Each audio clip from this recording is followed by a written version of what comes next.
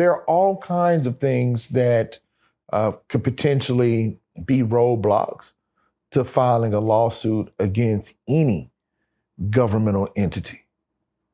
And so can't sue the colleges, can't sue the Super Bowl because it wasn't their event. They're just having a game that brought people to a location. Real life.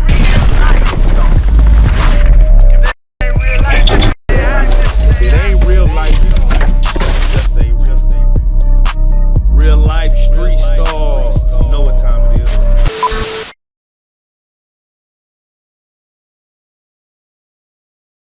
In regards to what you've seen with the New Orleans terrorist attack, we're gonna call it a terrorist attack for the purpose of this conversation. Which looks like an average black man, but he might have had ties to ISIS. I don't know the details, but I've seen a video where he's kind of trying to sell real estate and seemed like a regular man. Drives a white pickup truck.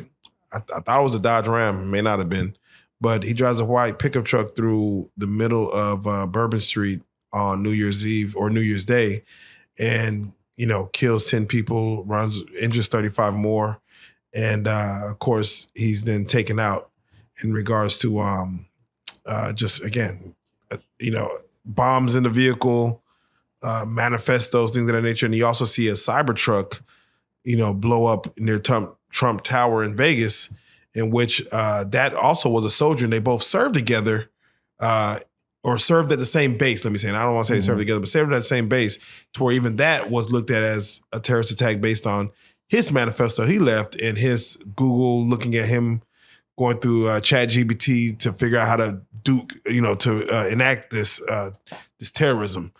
Before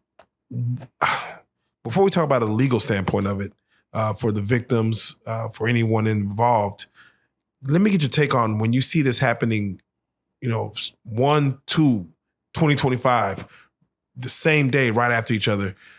What do you look at it as far as you being an American citizen, you being an established American citizen, and being just in this world and seeing kind of the signs of what's to come, as you would say? What do you take from that?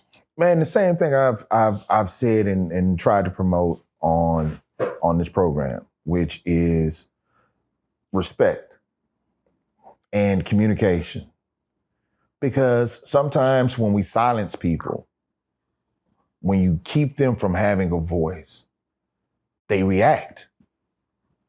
And we have normalized violence. Plain and simple. I mean, if I get on here and I say, hey, look, I want to help 100 businesses. I'm going to provide you with documents, provide you with this. We might get 100 views. But if I'm sitting on this couch and I slap the hell out of the other speaker or the person next to me, we had 1 million. Come on, man. People, but you got to understand, when you open up the door for violence and misbehavior and you celebrate it, people are going to react to that and copycat it. Why do you think there's 100 different places you can go and shoot up besides a school? Why do you think they keep going back to schools? I never thought about that. Yeah.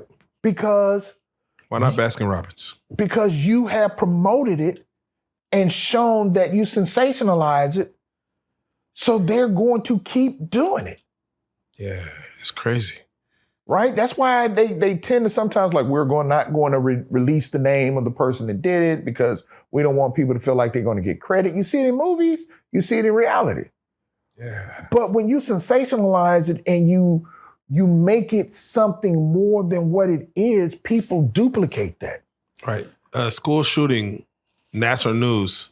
Someone going into O Block in Chicago, shooting the same 3 people, just, it's not, they don't treat it as such. It's O Block, it's apartment. I'm like, why not? It's the same thing that happens. And, people loss of life. We had Exactly. When these communities in St. Louis and Chicago, when they were having these gang wars and the horrific casualties that were taking place that included children were happening, that didn't make national news. But these things do. So let me say this. The person who blew up the Cybertruck, he killed himself before the truck blew up. But he knew that it was going to be the nation. His goal was to get the nation to recognize it. He wrote in his manifesto thing that he didn't want to hurt.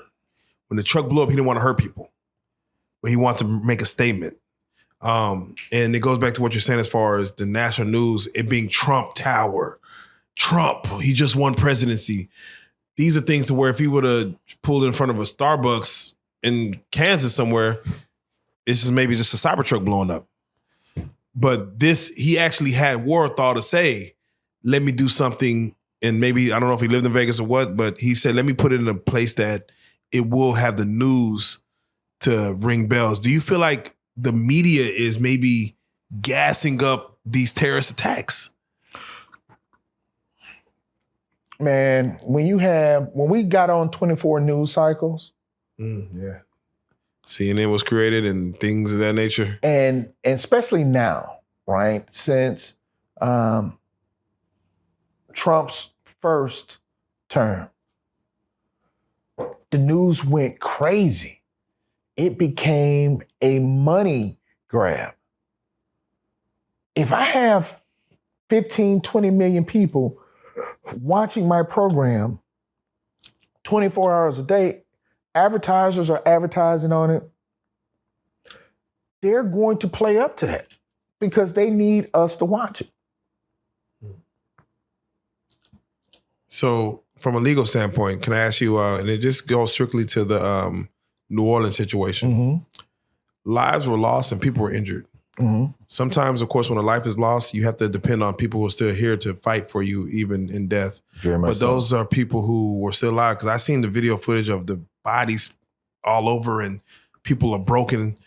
If there is a lawsuit in regards from seeing a guy go down, I forgot the street he was on, but for him just to turn into the barricade, start hitting bodies, drive 80 miles through there.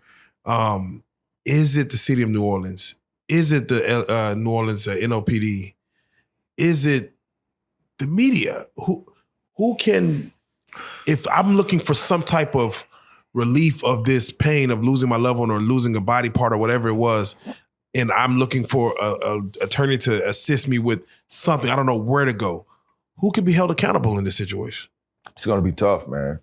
I mean, once again, you're going to have to look at those state laws that provide avenues for you to potentially sue governmental entities. That's why they have this term governmental immunity. And so, like in Texas, you might win a lawsuit, but if it's against any kind of government entity, you have to get the House to approve the settlement. I mean, so there are all kinds of things that could potentially be roadblocks to filing a lawsuit against any governmental entity. And so can't sue the colleges, can't sue the Super Bowl because it wasn't their event. They're just having a game that brought people to a location. And so I'm sure attorneys are looking.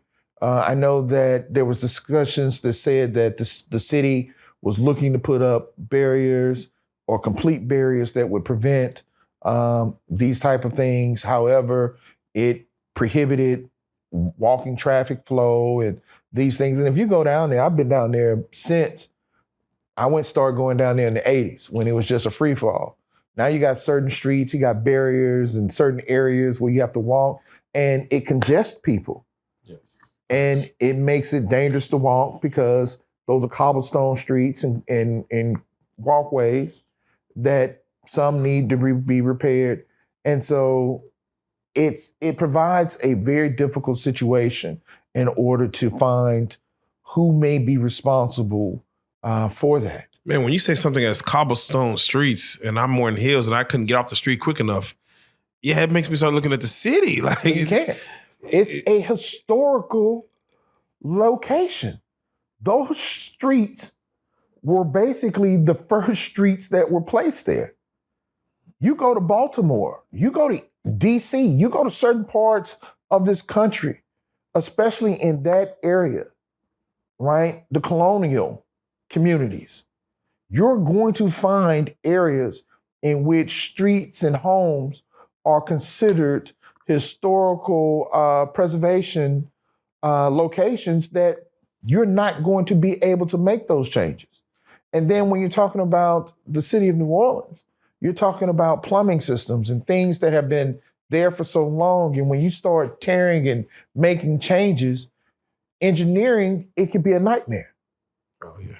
And so you have the history of those communities and the potential engineering nightmare that you could cause by trying to redevelop that whole area, and it would be problematic.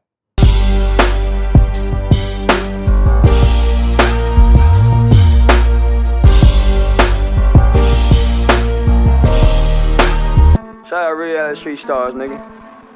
Move. Hey.